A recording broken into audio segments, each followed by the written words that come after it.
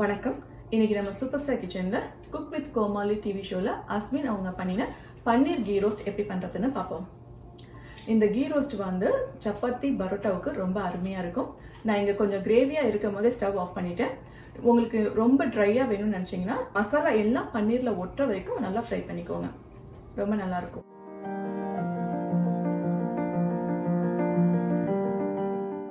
பன்னீர் key roast பண்றதுக்கு ஒரு பேன்ல 4 குண்டூர் வத்தல் 3 காஷ்மீரி வத்தல் போட்டு மீடியம் ஃப்ளேமில் நல்லா வறுக்கணும்.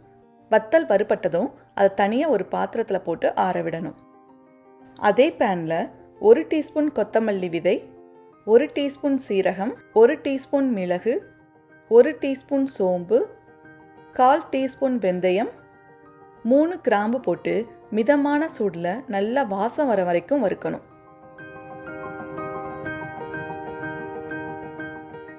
அதை நல்லா ஆற விட்டு மிக்சர் ஜாரில் போட்டுக்கணும். அது கூட 4 பல் பூண்டு, ஒரு சின்ன துண்டு இஞ்சி, 2 டேபிள் ஸ்பூன் புளிக்கரைசல், தேவையான அளவு தண்ணியை ஊற்றி ஒரு பேஸ்ட் மாதிரி அரைச்சி எடுத்துக்கணும். ஒரு பேனில் 5 டேபிள் ஸ்பூன் நெய்யை ஊற்றி மீடியம் ஃப்ளேமில் சூடு பண்ணணும். நெய் சூடானதும் 200 கிராம் பன்னீரை போட்டு பொன்னிறமாக பொரிக்கணும். லைட்டாக ப்ரௌன் கலர் வந்தாலே போதும்.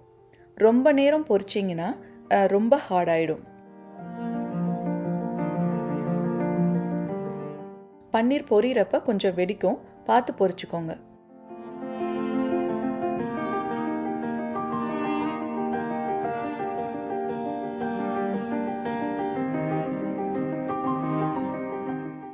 மீதி இருக்கிற நெய்யில் ஒரு வெங்காயத்தை சின்ன சின்னதாக வெட்டி சேர்த்துக்கணும். கூடவே 2 கொத்து கருவேப்பிலையை சேர்த்து வெங்காயத்தை பொன்னிறமாக வதக்கிக்கணும். வெங்காயம் வதங்கிய பிறகு அரைச்சி வச்சிருக்கிற விழுதை சேர்த்து இஞ்சி பூண்டு வாசம் போகிற வரைக்கும் வதக்கணும்.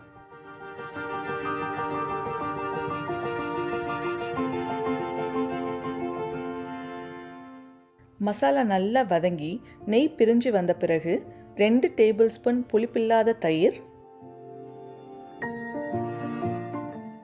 தேவையான அளவு உப்பு சேர்த்து நல்லா கொதிக்க விடணும்.